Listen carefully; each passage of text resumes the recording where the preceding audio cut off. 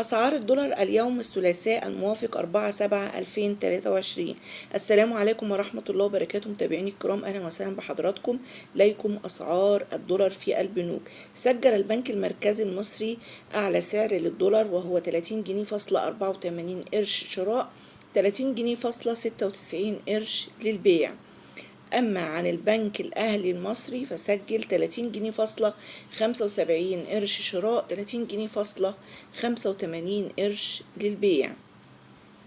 وبنك مصر سجل 30 جنيه فاصلة 75 قرش شراء، 30 جنيه فاصلة 85 قرش للبيع.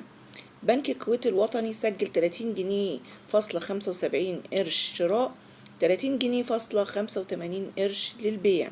أما بنك التنمية الصناعية سجل 30 جنيه فاصلة 75 قرش شراء، 30 جنيه فاصلة 85 قرش للبيع.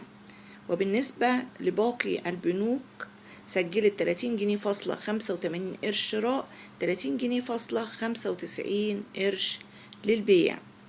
أما في السوق السوداء فوصل 37.70 قرش شراء، 38.60 قرش للبيع.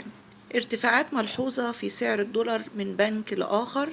أتمنى الاشتراك في القناة وعمل اللايك فضلا وليس أمرا، وأشوفكم في فيديو جديد، والسلام عليكم ورحمة الله وبركاته، في رعاية الله وأمنه.